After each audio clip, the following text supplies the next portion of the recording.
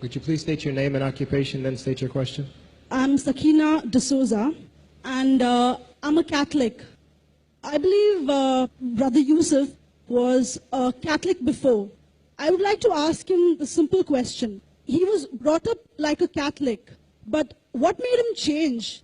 Doesn't he believe that the Messiah is true, or did he ever feel that the religion, Catholic religion, has not brought up any Messiah and the Bible is false? I would like to just know what that means, because he said he was a Catholic before and now he has become a Muslim. What made you change? What was that storyline before? Doesn't he believe that there is a Messiah, or the Messiah had come, saved us, died on the cross? Thank you very much for a good question. I hate to disappoint you, but I wasn't a Catholic. But I was with a Catholic priest the night that he accepted Islam. And I asked him these questions you asked me.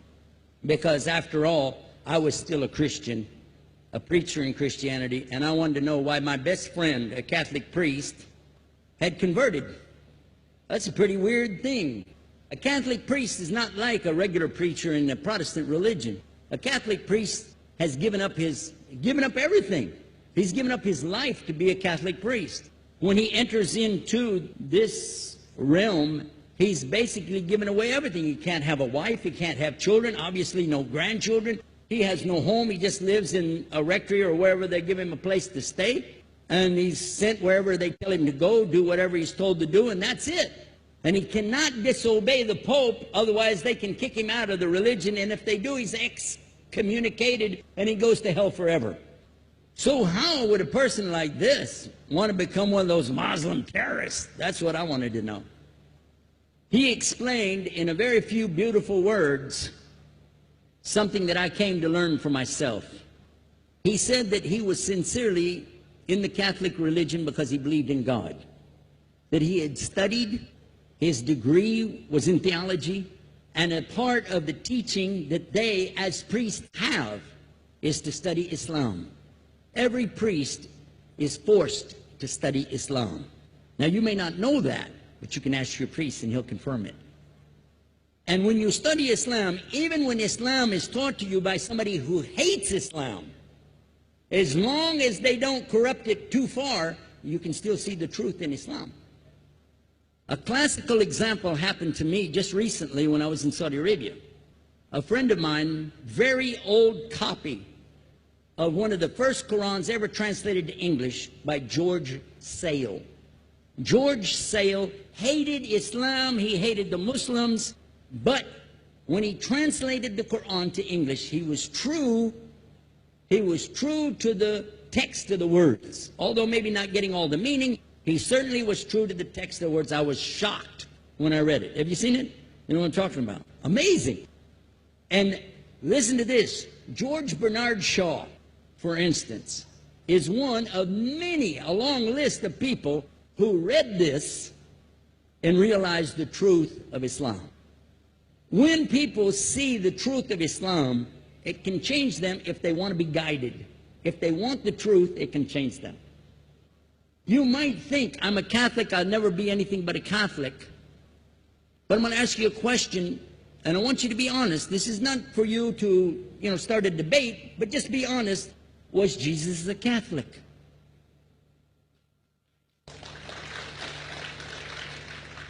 And it's not open to debate, so there's no point in opening that up, because you know and I know he wasn't. The Catholic Church was in business about 300 years before Jesus was born. It's on their website. Don't go like this. It's on their website. That's where I took it from.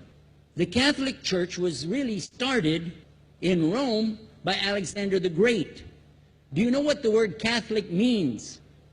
It means universal. It was the universal church for the Roman Empire. If you didn't join it, you could not be a Roman citizen.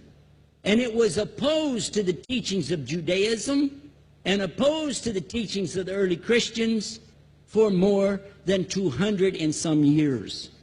And they were diametrically opposed to each other to the extent that it was the Romans killing the early Christians. Now, if you understand that, and you go to their website and read, they didn't even take over Christianity until the year 325 AD. And when they did, they changed a lot of things, again, referring to their own website. But if you want to check it in Britannica or Americana or grow your encyclopedias, go ahead and read about the Catholic Church.